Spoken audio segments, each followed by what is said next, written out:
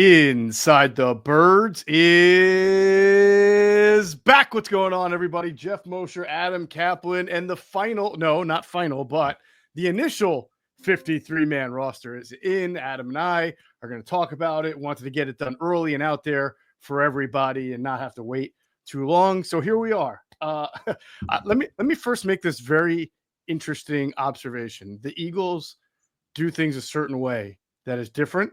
HowieRoseman even talked about it, and so unique, but the media and the fans have become so accustomed to that, to the point where the Eagles actually unleash a 53-man roster without a long snapper on it. They released their only long snapper, which if any other team did, the first question would automatically be, excuse me, coach, how do you plan to kick field goals, right? Or, do anything that involves a long snapper. But nobody even asked HowieRoseman or NickSirianni that question at the press conference, because they know that this is roster tango, and eventually the Eagles will have a long snapper somehow elevated or on the 53 by the end of the year. But that's elevation, how the Eagles elevation. Right. You've got three of them. The roster. Here's my thinking.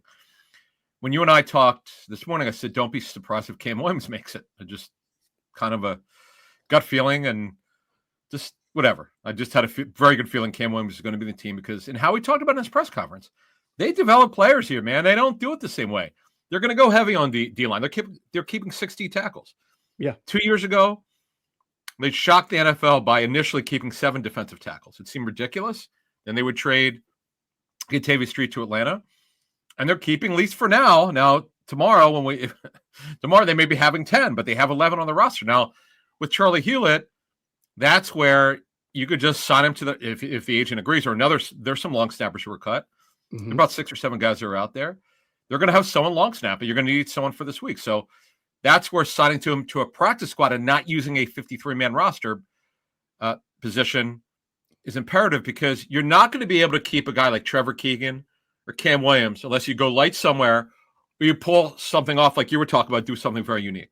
Yeah, so you're right. I mean, and you hope the Eagles have a good relationship now. I think Howie's got a better relationship now with a lot of players and agents than maybe earlier in his career. So you might look at this and say, well, this might, you're getting too cute. What if Hewlett signs with somebody else? Then you got to pick up another long snapper who may not, be integrated quickly enough. I mean, these things could backfire, but you get the feeling that there's an agreement there and it won't be that difficult. Exactly. And that they'll be able to, and that the risk is worth the reward, as you mentioned, of keeping players on the team at positions of value that ordinarily you wouldn't be able to keep. If you kept Charlie Hewlett, you would have to eliminate one of the players that the Eagles kept that didn't frankly deserve to be on the team. It's whether it's a Trevor Keegan or a Cameron Williams, or we'll talk about some of the players that are on the bottom of the roster, but you don't want to lose them because you want to develop them. So that was something that HowieRoseman actually didn't even mince words with in his press conference. If you really listened,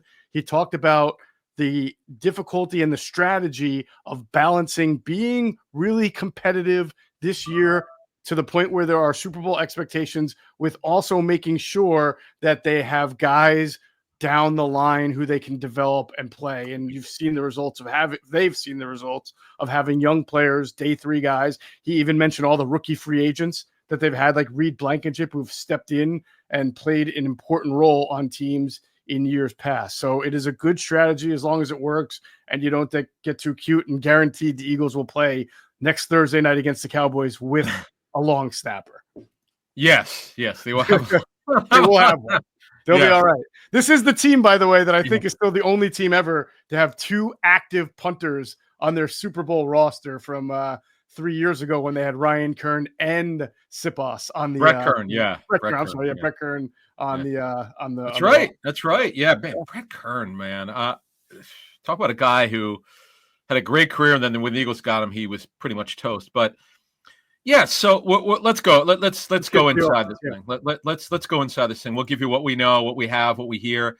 Howie, if you listen to his press conference, I don't want to say he was defiant, but what happens is he's aware, I'm sure, that fans are, why don't you get an edge rush? Why didn't you do this? There's tomorrow. Free agency's not dead. He mentioned more than once they have a lot of draft picks for next year. Relax, folks. Relax. Yep. Yeah, we reported. Look, we reported on the pod that dropped. Actually, depending on when you listen to this, but we dropped it on Tuesday morning, and this pod will come out Tuesday evening. So you might get a double dose of ITB in one day if you listen at the right time. But we said we know from other teams that Howie has been calling around certain positions, interior offensive line, edge, corner. He's doing that just like everybody's doing. He's doing it aggressively, and he made, as you just said, he was very almost defiant and just active in saying, "Hey, we're not done." He said, "We're not done," over a lot and over and over. And he even alluded to the fact that the 53-man roster in the next 24 to 48 hours might look different than it does now. So take that all into account as we go through what the 53-man roster looks like right now. We'll start, Adam, with the offense. Now, all right, Howie said he would have traded, he point blank said he would have traded for Sam Howell regardless of whether Tanner McKee is hurt.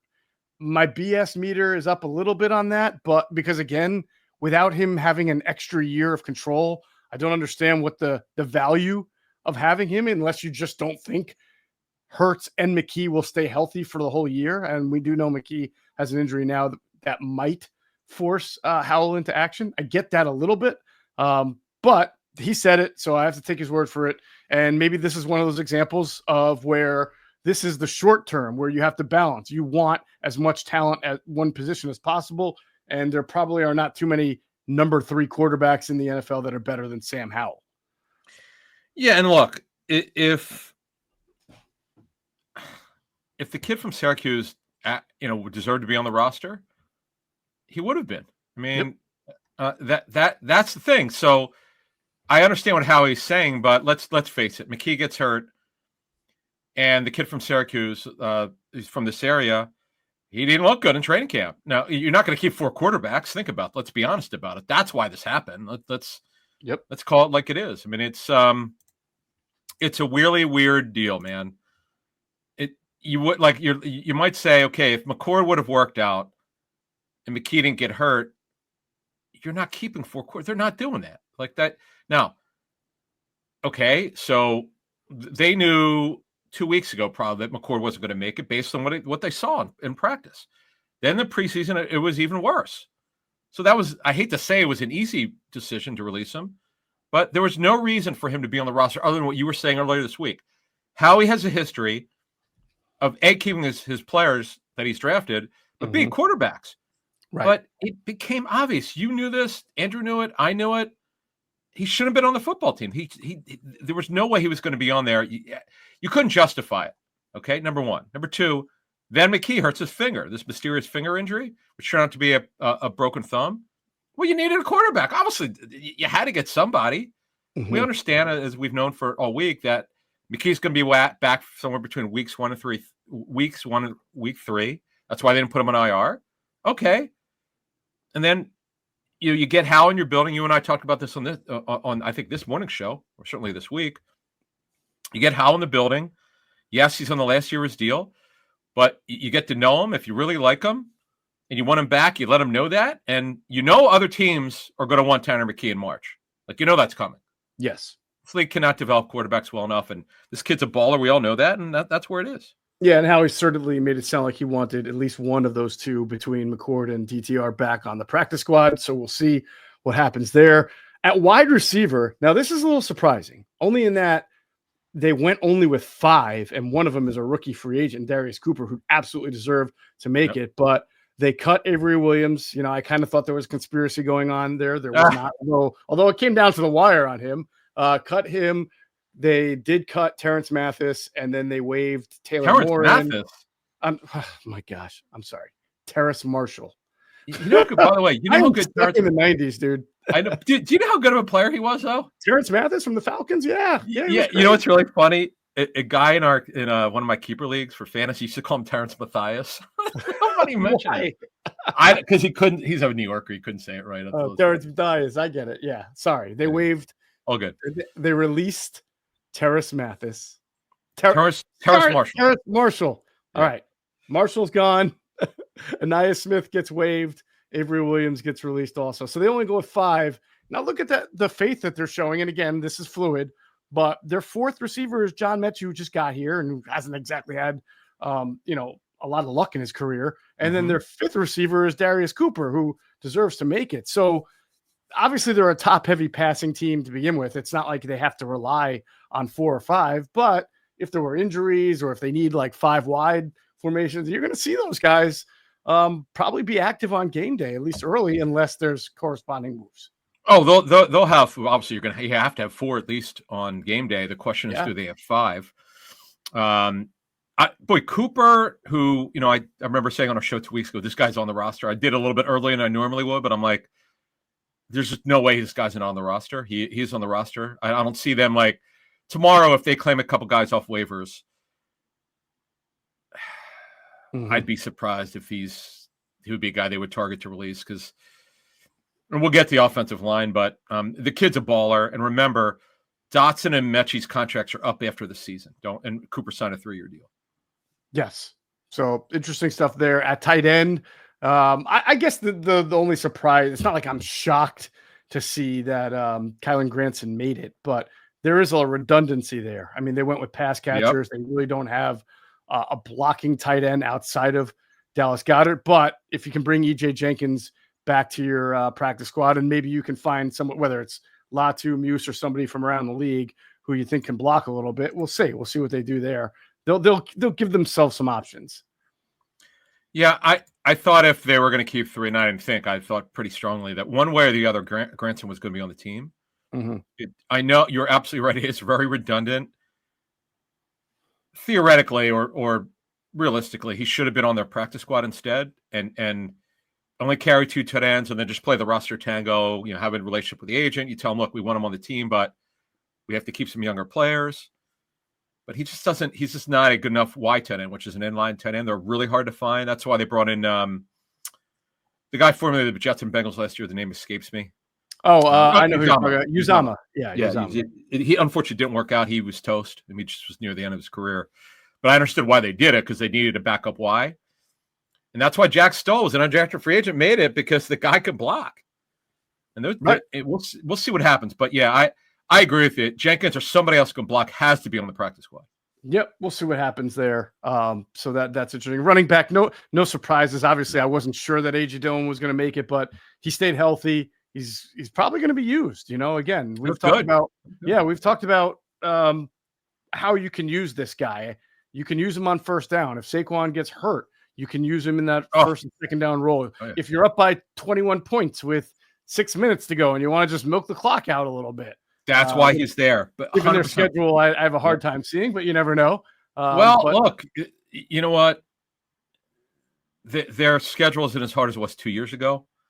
We know there's some questions on defense, which we'll get to later, but Will Shipley is the in-game main backup for Barkley, but it's about, as you mentioned, if there's 6 minutes left and they're up by 17 points, get Barkley out, put Dillon in, let him salt the game away.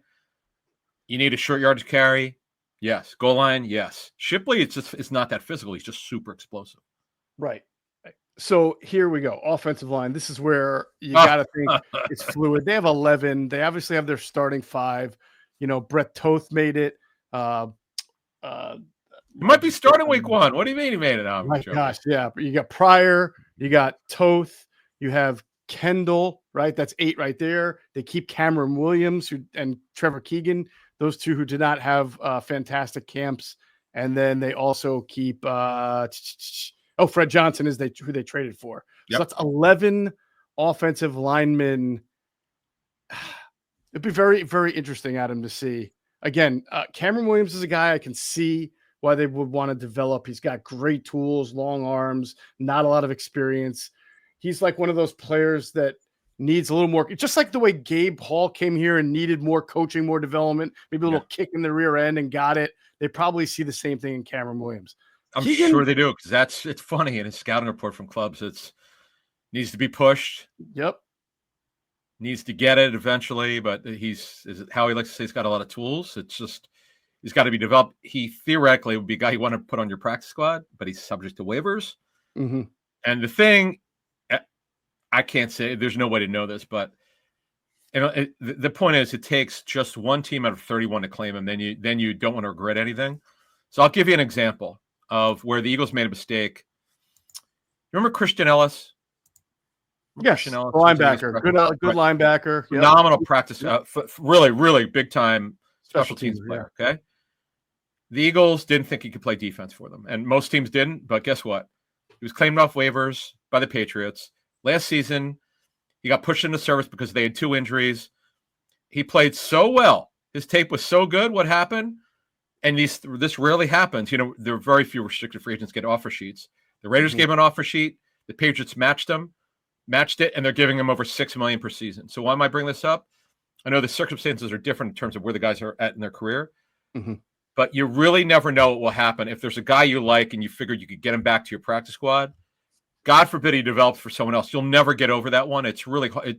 I know talking to GMs and personnel people, it saddens them and pisses them off when somebody else develops a guy you drafted. In this case, Ellis was an undrafted free agent from Minnesota, and then the Eagles brought him in and it was on and off their practice squad, but they eventually cut him.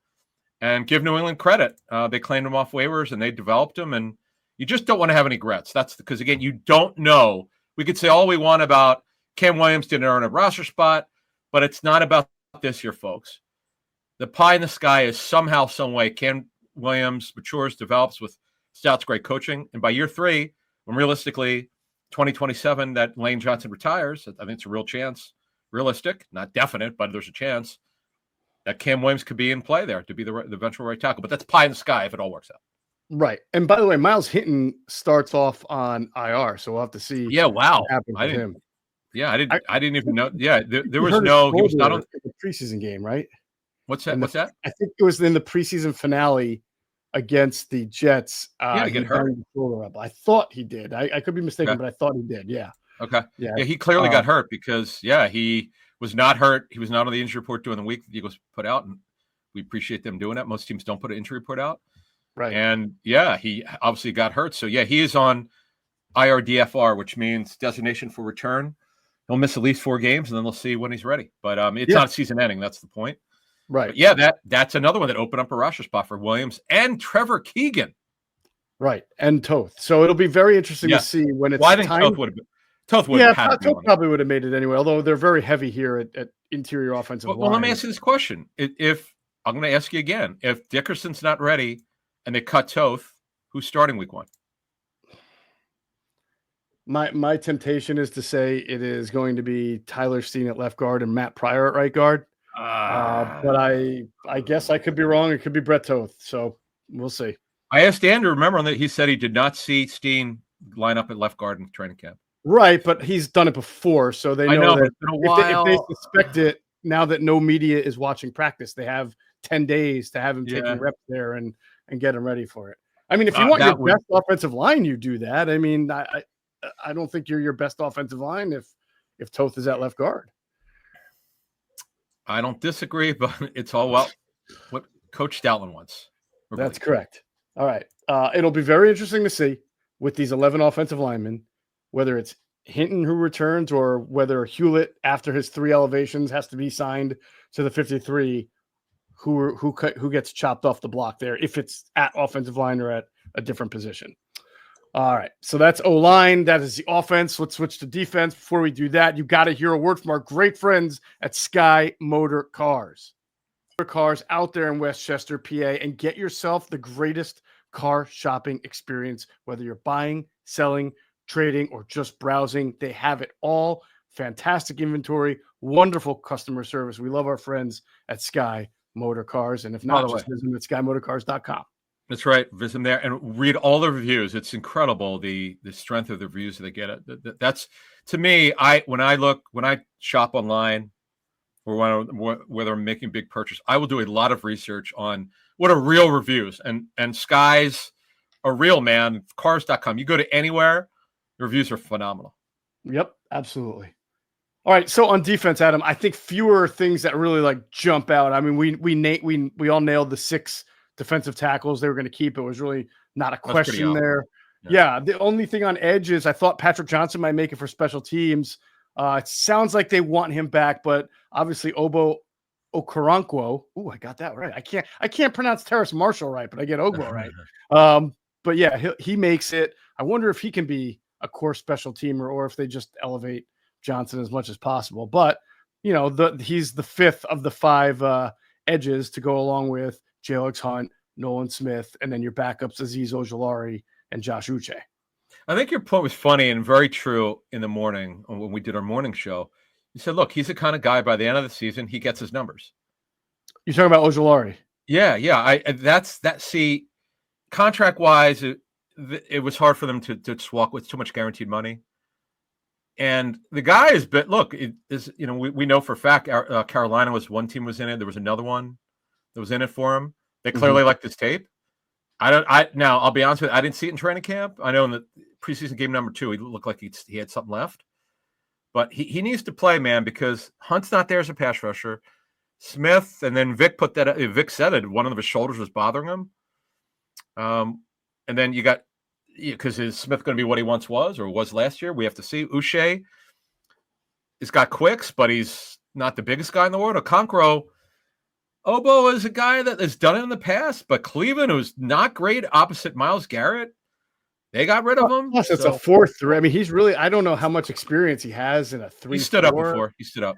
He has, okay. But even Vic's defense standing up, I mean, you have to drop, you have to play, know your zone. It's a little bit different. So, but hey, you know what? I thought he had a good camp and, certainly worth keeping and trying to develop. So good on that. Now, you and I both reported that, we heard from other teams in the league, Howie was making a lot of calls at certain positions, but not looking to spend a lot of money. It's hard, right? How are you going to acquire an edge when you're not spending money? Because these guys, unless you're finding a guy on a rookie deal, right? And plus teams aren't really looking to give up edges. Yeah. Like you're gonna have to find a guy on a rookie deal who's pretty good, who's better than what you already have, which might be tough. Right. So for instance, I know a lot of fans asked about Arnold Ebiketie. So from Falcons, here's the problem. He's starting right now. The 2 first-round picks aren't ready yet. There's a tremendous amount of pressure around the Falcons coaches, as some people in the league told me, to win. They know that there's pressure. Like the GM's drafted, Terry Fontenot's drafted really well. He finally addressed the edge rusher problem, and now he kind of overdid it. But you know what? Ebiketie's a talented guy. Now it doesn't let's say the kids are ready. The 2 first-round picks are ready by October. Wouldn't stop if Howie liked Ebiketie. Wouldn't stop him from calling him. Right. So let's just, to Howie's point, let the situation play out. He made it perfectly clear. He's not done. He sees things differently than 31 other GMs. He's just super aggressive. He's not going to tell the whole truth on what, he's very positive about his players. I'm not saying he needs to criticize them publicly, but he also is watching the tape. He knows what the weaknesses are. Folks watching know what they are. Folks around the league know what the weaknesses are. Edge, second corner. It is what it is. They're not done yet. That's all I'm going to say. Absolutely. And we'll probably talk about that a little bit when we get to cornerback, inside or off ball linebacker. Very, very chalk, right? The 4 guys that you knew. It's going to be Campbell. It's going to be Bond. It's going to be Mondon, and it's going to be Trotter Jr. And then obviously Nakobe Dean starts off on PUP. He's expecting to be back. I think we've been reporting forever that it's October, and he wrote week 5 on his Instagram account. Yeah. Week 5. That's October. You nailed it. Yeah. Did your source say exactly what week? I'm just joking. Yeah. That's pretty good. Yeah. I hope, one thing I want to say about Dean, just folks understand. We told you when Jahad Campbell is ready, he's starting. There was never a debate with anyone who knows what's going on. Yep. Nakobe Dean does not get his job back just because he was great last year. That's a great point. If Campbell is playing well, you can't take him off the field. We know Bond's not coming off the field. It is what it is. I know they'll make a decision when they get there, but I'm just telling you the way it is. Dean was not a first-round pick. He got hurt. It's unfortunate. It is what it is. So they're not taking Campbell off the field. This is the way it works with the NFL. If the first-round pick is balling out, you're not taking him off the field.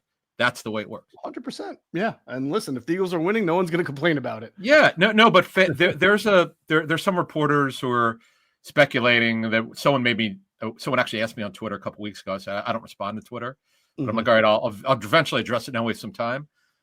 I just know from covering this business 27 years and learning and getting stuff wrong when I thought a guy would start and I'd be corrected by personnel people. It goes, no, it doesn't work that way. If the first round pick is ready, I know you like this player. He's not playing. The guy you like, our first round pick is playing. And I go, I got it. Yeah, because it's never been wrong, by the way. Every time Right. They're trying Yeah. to get that guy developed. If they already Yes. see baseline tools and fundamentals and they think that all he can do is grow from there, like Cooper Yeah. DeJean last year, they're just going to put him on the field. And, We'll see how Ziggy now do Cam's that. got to play. Cam's Yeah. got to play well. Number Yep. one. Yep. He could also edge rush. We haven't really seen a lot of that in training camp a little bit. But I just want people to understand so you don't get overly anxious. Like when we really made fun of the people who talked about this last year. When Quinyon Mitchell was running with the 3s and 4s, we go, folks, don't worry about it. He's starting if he's ready. Right. Don't worry about what happens in OTs. Just relax. Yep. You just try to learn from the 8 years we've been. This is our 8th year. We've tried to walk you through how people make decisions. First round picks play. They just do if they're ready. Yeah. All right, let's go to the secondary. You heard Howie just gushing and glowing over his cornerback situation and how great Keely Ringo is and big and strong and physical. And yeah, he'll be a wonderful gunner on special teams because he's good at it. No, he's really good. No, it's true. It's true. He is good. He's really look, folks. He's at best a third corner. I think if you're really strong at corner, he's a fourth. Now we'll see where Jacorian Bennett is, who's obviously on the roster. We'll see how they handle this. Now, again, something could happen tomorrow, which is Wednesday, off waivers. They could sign a veteran who hit the street. We'll see what happens. They're not done. Howie is what makes him the best GM in the NFL. He's relentless. He knows the reality is I know he's going to say, "Oh, we like our cornerback room." Of course, they used to say how much they like their linebacker room was well below average. I'm being nice about it.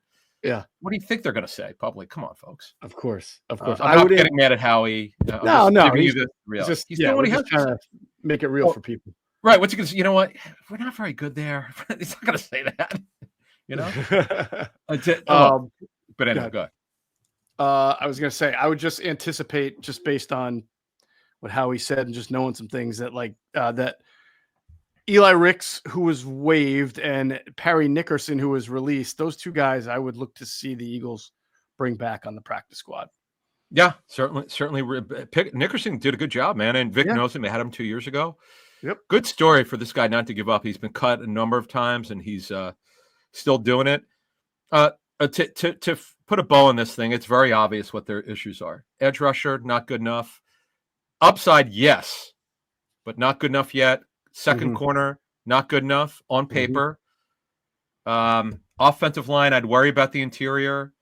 I've moved from worrying about guard to say center, backup center, especially with Cam Jurgens coming off the back injury, because their next in line to snap the ball is a rookie, Drew Kendall, who is good. He looks nice as a rookie, but you don't want, if you're trying to win a Super Bowl. And he's a 5th round pick, and he's got to put some, strength on. He's one of those guys who's going to be probably good down the road, but you just worry about him stepping in and having to fill that Cam Jurgens role. Agreed. So, and also the strength are obvious, rather obvious. Quarterback, running back, receiver, number 1 tight end. Great. Got it to stud, but we know what the injury history. D-line, I am very bullish on this defensive line. Offensive line, the depth is not quite as good as we probably anticipated. We'll learn, because if these guys have to play, then you're really going to learn.